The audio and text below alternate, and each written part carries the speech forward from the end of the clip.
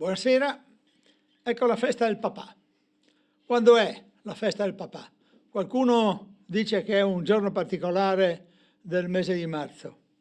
Per la parola di Dio, la festa del papà è quando il figlio riceve le buone parole, conserva i consigli, i suggerimenti del padre e soprattutto è consapevole che questi consigli e questi suggerimenti vengono dal Signore.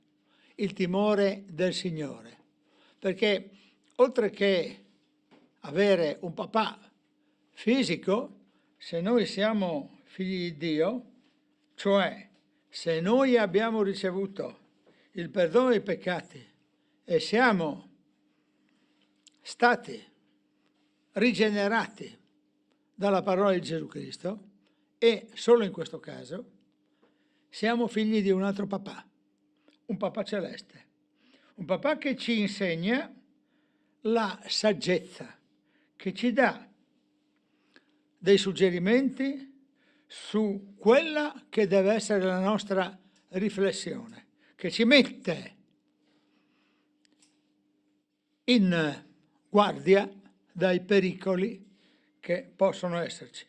E questo è un po' il senso di Proverbi 2 che leggiamo assieme per festeggiare la festa del papà, per festeggiarla con coerenza e con consapevolezza che la parola di Dio è la parola del Padre. Se tu non hai ancora un papà celeste, chiedigli di essere il tuo papà, confessando i tuoi peccati a Gesù Cristo e chiedendo a questo papà, e lui lo farà senz'altro, che ti illustri la via che devi seguire. Tu dovrai attenerti alle sue regole, dovrai essere attento e diligente a seguire le sue regole, ma lui proteggerà i tuoi sentieri. Vediamo un po' come questo è assolutamente vero nella parola di Dio che emerge da Proverbi 2. Figlio mio, se ricevi le mie parole e serbi con cura i miei comandamenti, prestando orecchio alla saggezza e inclinando il cuore all'intelligenza. Sì, se chiami discernimento e rivolgi la tua voce all'intelligenza, se la cerchi come l'argento e ti dai a scavarla come un tesoro, allora comprenderai il timore del Signore e troverai la scienza di Dio.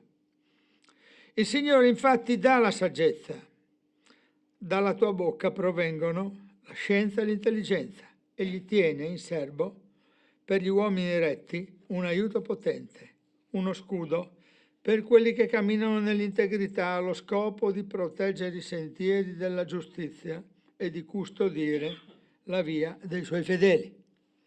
Allora comprenderai la giustizia, l'equità, la rettitudine, tutte le vie del bene, perché la saggezza ti entrerà nella mente, la scienza sarà la delizia del tuo cuore, la riflessione veglierà su di te, l'intelligenza ti proteggerà, essa ti scamperà così dalla via malvagia, dalla gente che parla di cose perverse, da quelli che lasciano i sentieri della rettitudine, per camminare nella via delle tenebre, che godono a fare il male e si compiacciono delle perversità del malvagio, che seguono sentieri contorti e percorrono vie tortuose. Ti salverà dalla donna adultera, dalla infedele che usa parole seducenti, che ha abbandonato il compagno della sua gioventù e ha dimenticato il patto del suo Dio. Infatti la sua casa pende verso la morte e i suoi sentieri conducono ai defunti. Nessuno di quelli che vanno da lei ne ritorna, nessuno riprende i sentieri della vita. Così camminerai per la via dei buoni e rimarrai nei sentieri giusti. Gli uomini retti infatti abiteranno la terra, quelli che sono integri vi rimarranno, ma gli empi saranno sterminati dalla terra. Gli sleali ne saranno estirpati. Figlio mio, dunque, afferma l'amore del Padre, ricevi le mie parole. attenzione a questa voce verbale, ricevere, che implica una seconda voce verbale, ascoltare, ricevi e ascolta. E una terza, osservare, osserva i tuoi comandamenti. E una quarta, chiama la scienza, ricevi le parole, ascolta e invoca la scienza di Dio affinché tu possa mettere in pratica. Il risultato di queste condotte, ricevere, ascoltare, osservare, chiamare, si concretizza in un aiuto potente che giunge da Dio come uno scudo.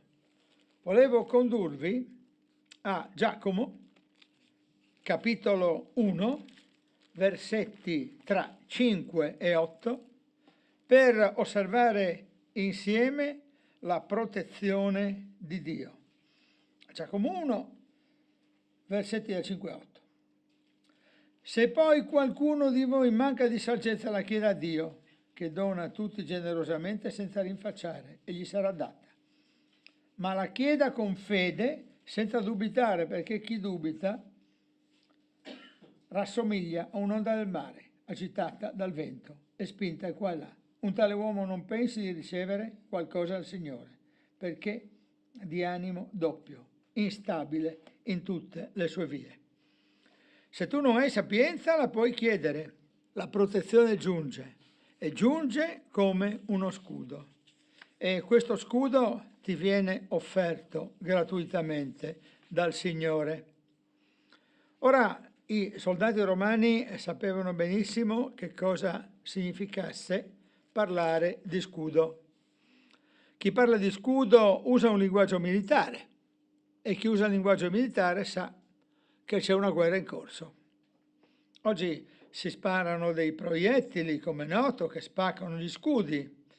Anche contro i proiettili che spaccano gli scudi, Dio è un potente riparo. Ad Abramo lui dice: io sono il tuo scudo, in Genesi 15 al versetto 1. Lui protegge, custodisce i fedeli, però i fedeli debbono camminare nell'integrità. E allora io, pensando a questa integrità, ho pensato al Dio del patto. E il Dio del patto si legge soprattutto in Genesi. In Genesi al capitolo 2 troviamo il primo patto, che potrebbe essere forse anche impropriamente chiamato patto adamitico. Il capitolo è il 2, i versetti sono i 16 e 17. Dio il Signore ordinò all'uomo: mangia pure da ogni albero del giardino, ma dall'albero della conoscenza del bene e del male non ne mangiare, perché nel giorno che tu ne mangerai certamente morirai. Dio ti dice che cosa puoi fare e che cosa non puoi fare. E questo è in definitiva il senso del patto. Più propriamente ancora, anche la parola, il nome patto, viene riportato in quello che alcuni studiosi hanno definito il patto noetico. È ancora Genesi che ci viene incontro, il capitolo 9, Noè che costruisce l'arca, lo leggiamo tra i versetti 8 e 17, sentiamo un po'. Poi Dio parlò a Noè e ai suoi figli con lui dicendo: quanto a me, ecco, stabilisco il mio patto con voi, con i vostri discendenti dopo di voi e con tutti gli esseri viventi che sono con voi, uccelli, bestiame e tutti gli animali della terra con voi, da tutti quelli che sono usciti dall'arca a tutti gli animali della terra. Io stabilisco il mio patto con voi. Nessun essere vivente sarà più sterminato dalle acque del diluvio e non ci sarà più diluvio per distruggere la terra. Dio disse: ecco il segno del patto che io faccio tra me e voi e tutti gli esseri viventi che sono con voi per tutte le generazioni future. Io pongo il mio arco nella nuvola e servirà di segno del patto fra me e la terra. Avverrà che quando avrò raccolto delle nuvole al di sopra della terra, l'arco apparirà nelle nuvole, io mi ricorderò del mio patto fra me e voi, e ogni essere vivente di ogni specie, e le acque non diventeranno più un diluvio per distruggere ogni essere vivente. L'arco dunque sarà nelle nuvole, ed io lo guarderò per ricordarmi del patto perpetuo fra Dio e ogni essere vivente di qualunque specie che è sulla terra. Dio disse questo a Noè, questo è il segno del patto che io ho stabilito fra me e ogni essere vivente che è sulla terra. Ci soffermiamo un attimo e preghiamo. E preghiamo perché ci sono delle regioni italiane che hanno subito un grave danno dall'acqua, ma Dio non ha mandato il diluvio. Queste regioni che sono sotto l'acqua sono in una condizione di criticità per la quale noi dobbiamo pregare. Questo non è il diluvio, perché Dio ha promesso che non manderà mai più un diluvio. Però queste popolazioni sono in grave difficoltà, ci ricordiamo di loro. Signore che sei nei cieli, noi ti preghiamo per le popolazioni dell'Emilia Romagna, ti preghiamo per le popolazioni delle Marche che sono sotto l'acqua. Ti preghiamo, Signore, ti preghiamo per tutte queste persone che stanno vivendo un grande disagio. Noi ti lodiamo, Signore, perché tu hai detto che non manderai il diluvio, ma queste persone sono nell'acqua e questo è molto grave per loro. Ci sono delle persone che stasera non potranno dormire nelle loro case, 15, forse più di 15.000 gli abitanti di tutta questa popolosa regione. Danni immensi, Signore. Signore, pietà. Signore, pietà per l'Emilia Romagna. Signore, aiuto per l'Emilia Romagna. Signore, tu stabilisci ancora il corso delle acque, Signore. Ti preghiamo di fermare il corso delle acque. Su Forlì continua a piovere, Signore, ti preghiamo di fermare l'acqua. Ti preghiamo per questa regione, Signore. Bologna, Ravenna, Forlì, queste città. Signore, aiuto. Signore, benedici i volontari che stanno lavorando. Signore, benedici i fratelli delle chiese che sono nelle difficoltà.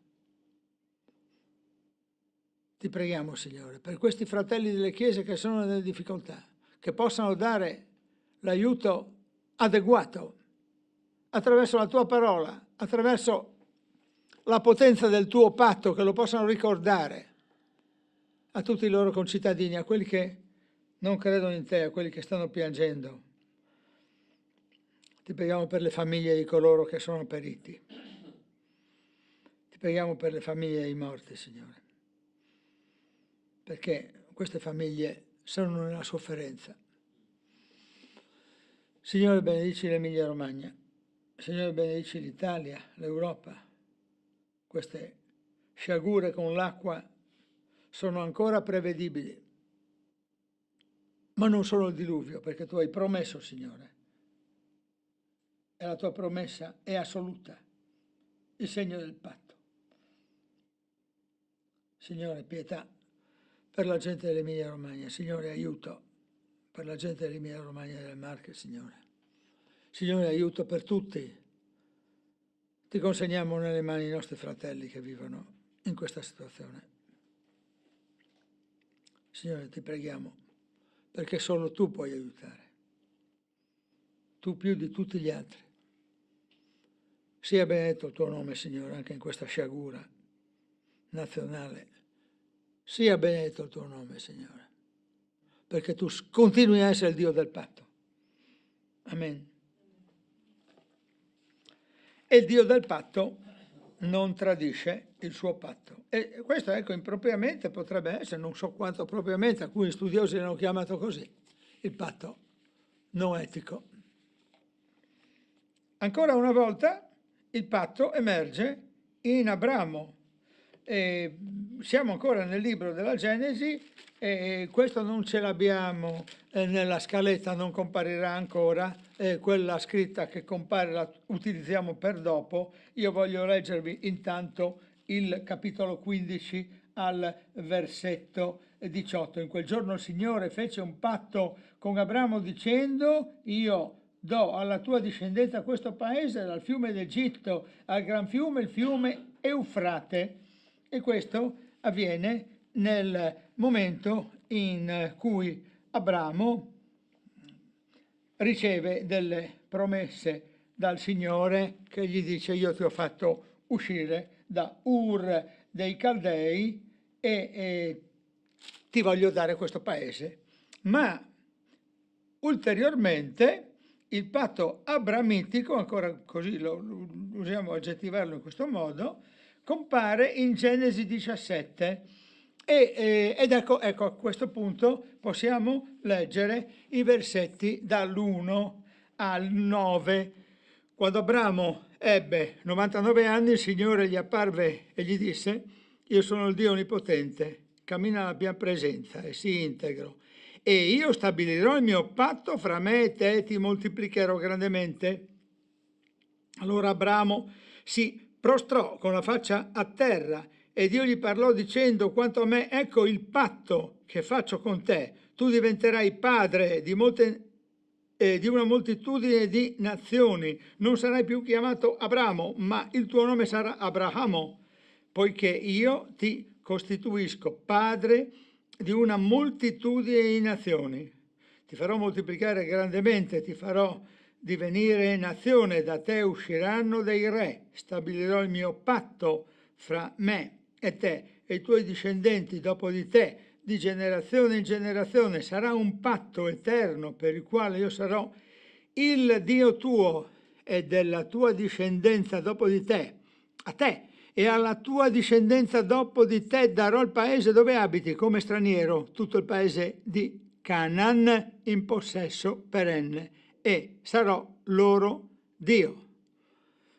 Poi Dio disse ad Abramo: quanto a te, tu osserverai il mio patto, tu e la tua discendenza dopo di te, di generazione in generazione. E a questo punto istituisce la circoncisione, che è un segnale di quell'appartenenza al popolo di Dio.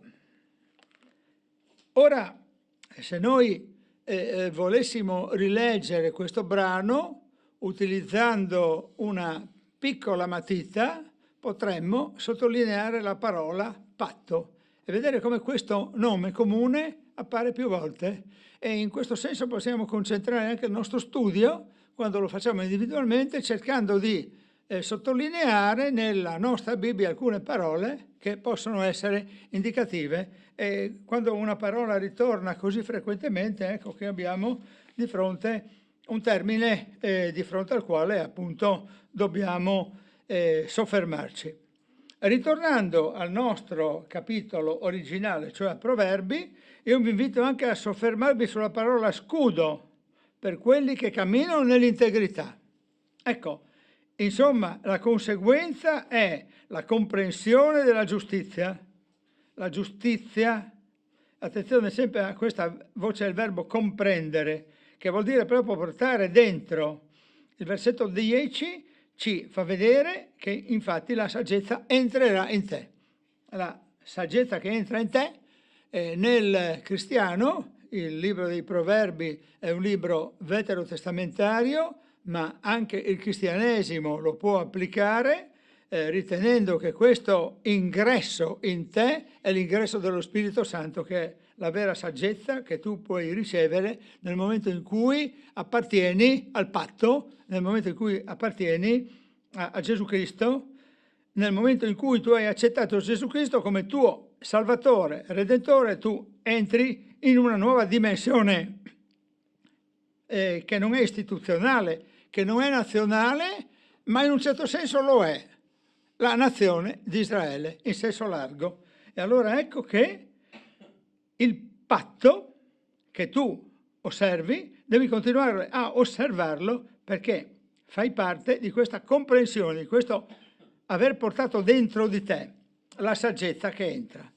La riflessione, scusate, veglierà su di te, non dormirà.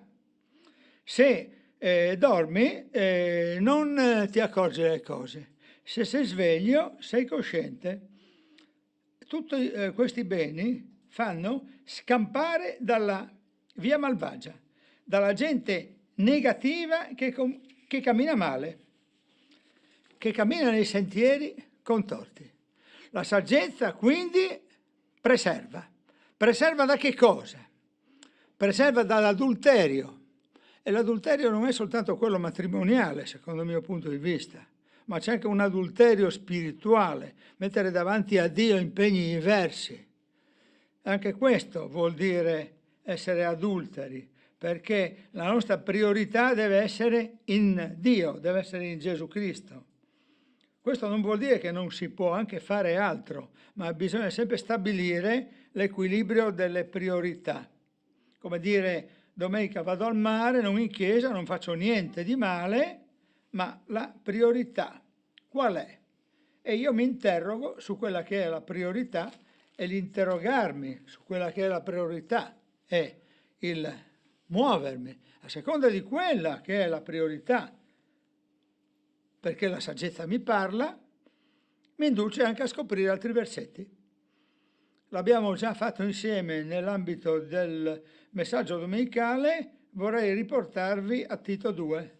Sono dei versetti che mi sembrano, come sempre la parola di Dio, molto interessanti. Dire che sono molto interessanti è pleonastico, è persino inutile ricordare quanto è poco attendibile dire che sono poco interessanti alcuni versetti. I versetti sono tutti molto interessanti, ma questi hanno una potenza particolare, ecco, quantomeno a me danno questo senso di potenza particolare.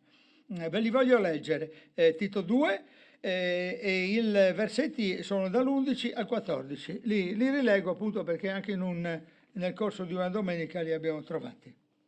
Infatti la grazia di Dio, salvifica per tutti gli uomini, si è manifestata e ci insegna a rinunziare all'impietà, alle passioni mondane, per vivere in questo mondo moderatamente, attenzione a questo avverbio, moderatamente, giustamente, in modo santo, aspettando la beata speranza e l'apparizione della gloria del nostro grande Signore e Salvatore Cristo Gesù.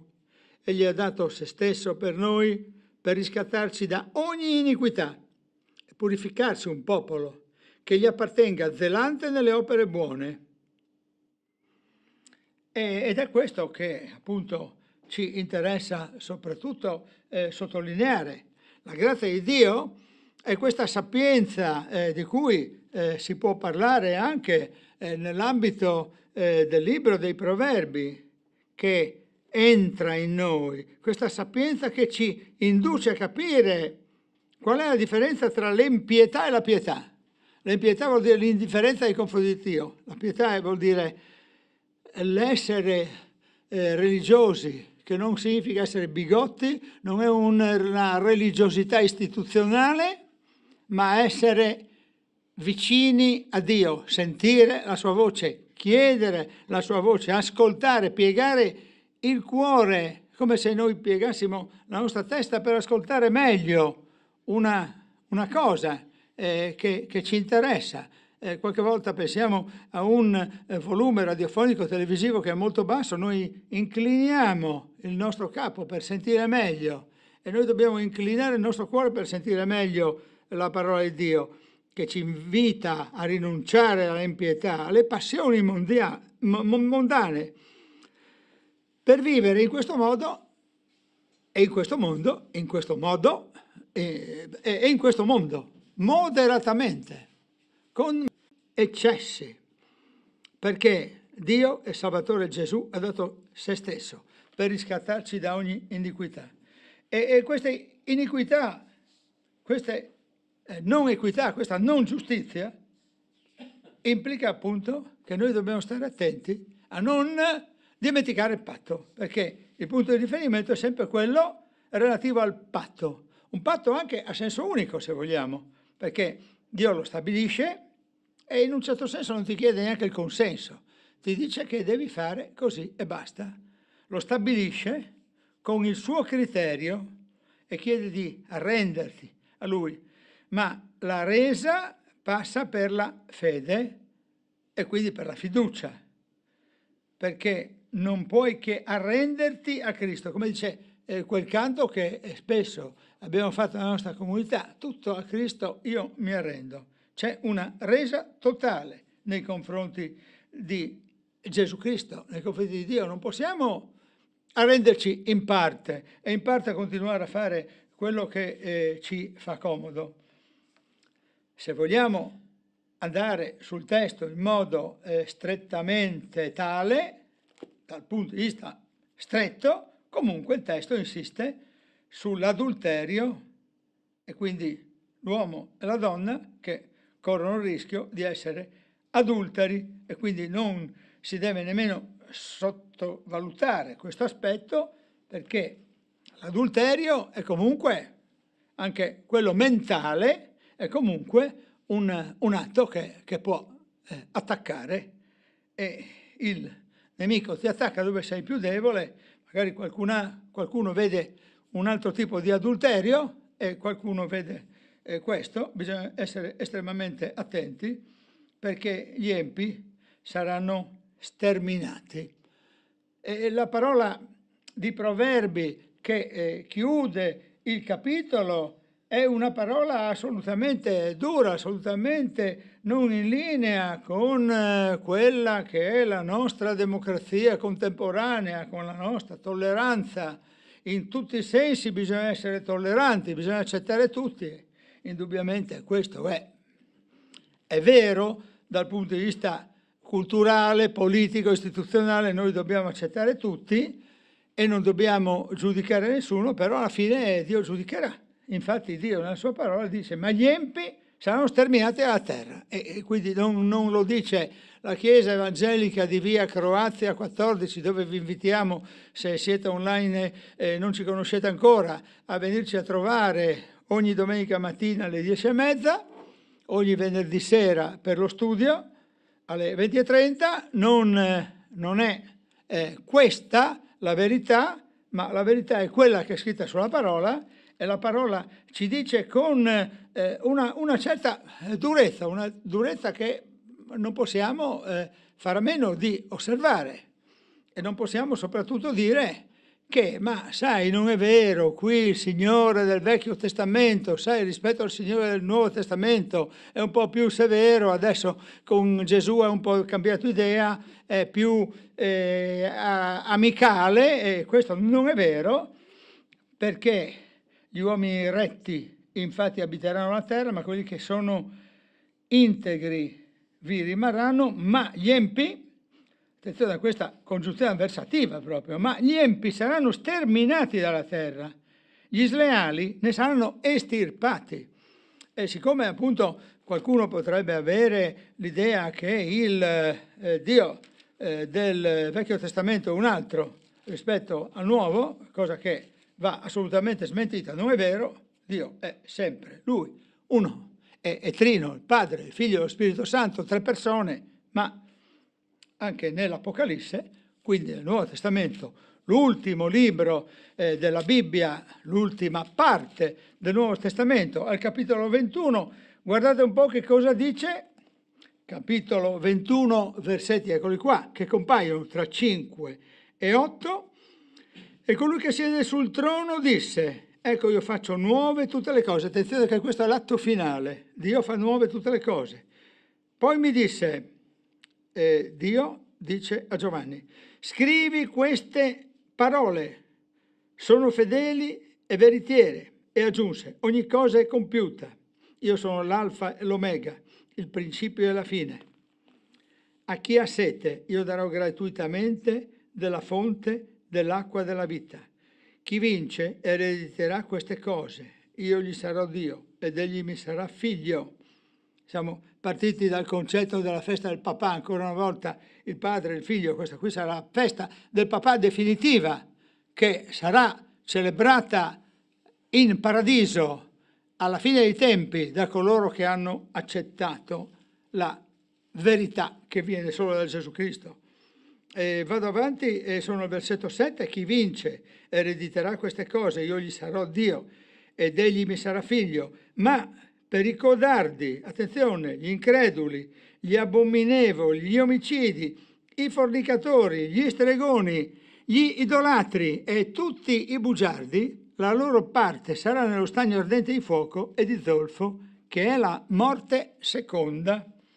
Dunque è in linea con il concetto di Proverbi che riguarda lo sterminio di coloro che non accettano di vedere in Gesù Cristo il loro Salvatore, di coloro che pensano che Dio ha un po' esagerato, forse vuol farci paura come certi insegnanti che fanno vedere lo spettro della bocciatura perché i figli degli altri, possano studiare di più.